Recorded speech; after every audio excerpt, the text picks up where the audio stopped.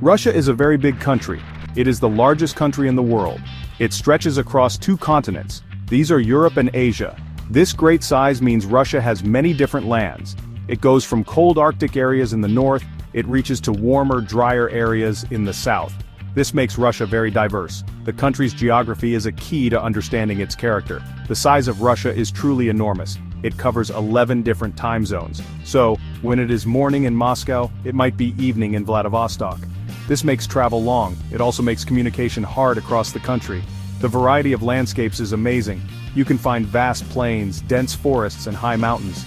This geographical scale influences everything from culture to economics. Russia's geography has always been very important. It has shaped the country's long history. It affected how Russian people lived. It also influenced their work and culture.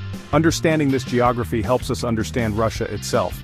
Russia also has many natural resources. These resources, like minerals and timber, are vast due to its large size. These have been crucial for its development. The weather in Russia changes a lot from place to place. In Siberia, the winters are very cold. They last for many months. Deep snow often covers the land for extended periods. But in the south, near the Black Sea, the weather is much warmer. This difference in climate affects farming significantly. It also affects where people choose to live and build their communities across this expansive territory. Russia has many tall and impressive mountain ranges. The Ural Mountains are very famous. They are like a long, ancient wall. They run from north to south for over 2,000 kilometers. Many people say they divide the continent of Europe from Asia. These mountains are very old. They have lots of useful minerals inside them, such as iron and copper. These minerals helped Russia's industry grow over centuries. Further south, and also along its southwestern borders, there are the Caucasus Mountains. These mountains are younger than the Urals. They are also much higher and more rugged. Mount Elbrus, located in this range, is the tallest mountain in all of Europe. The Caucasus Mountains create a natural barrier. They separate Russia from countries to its south like Georgia and Azerbaijan. This has implications for transport and cultural exchange. Many great rivers flow through the vast lands of Russia. The Volga River is very special and well known. It is the longest river in Europe, flowing for thousands of kilometers. It winds its way through western Russia. The Volga is extremely important for boats and ships carrying goods. It also provides vital water for farms in the surrounding regions. Many big Russian cities are built near this river, relying on it for centuries. In Siberia, the part of Russia east of the Urals, there are even bigger rivers. The Ob, the Yenisei, and the Lena are 3 of these mighty rivers. These powerful rivers flow towards the north. They eventually empty into the cold waters of the Arctic Ocean. These rivers are like natural highways in Siberia. They help people and industries access resources like timber and minerals. However, they freeze solid in winter for many months, which stops most boat traffic. Russia's geography plays a very big role in deciding where factories and industries are built. Areas that are rich in minerals often became industrial places. The Ural Mountains are a prime example of such an area. They contain large deposits of coal and iron ore. They also have other important metals like copper and nickel, so many factories were built there long ago. These factories make tools, machines, and other metal products. This region is often called Russia's industrial heartland.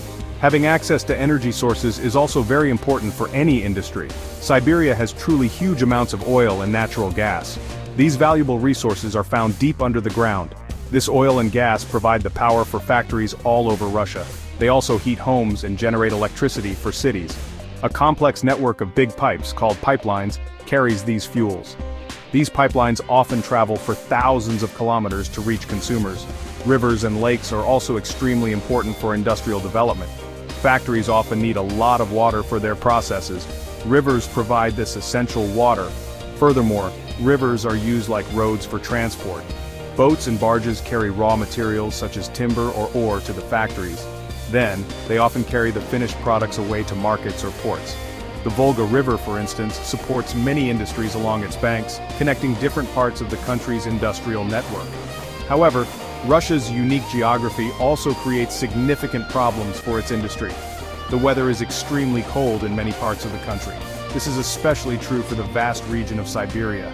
Building new factories there is a hard and challenging task. It is also very expensive to operate them in such conditions. The extreme cold can damage machines and equipment. The ground is frozen solid all year round in some northern places. This permanently frozen ground is called permafrost, and building on it requires special, costly methods. Russia is a huge country with a very long coastline, but many of its coasts are on cold, icy seas in the Arctic.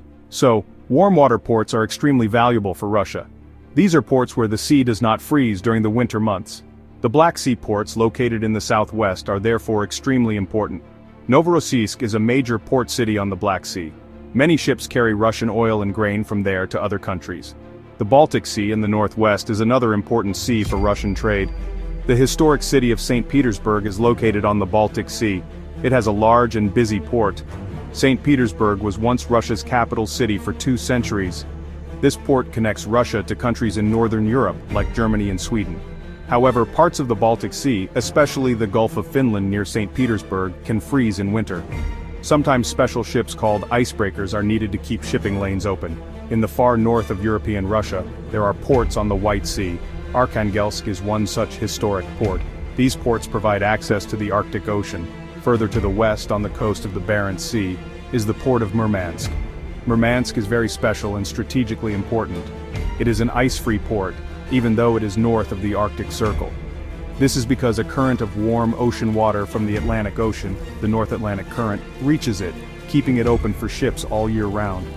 These ports are like vital doors for Russia's large economy. They connect Russia to the rest of the world through maritime trade. Russia sells many of its natural resources through these ports. It exports large quantities of oil, natural gas, timber, and grain. Russia also buys things it needs from other countries, such as machinery and consumer goods.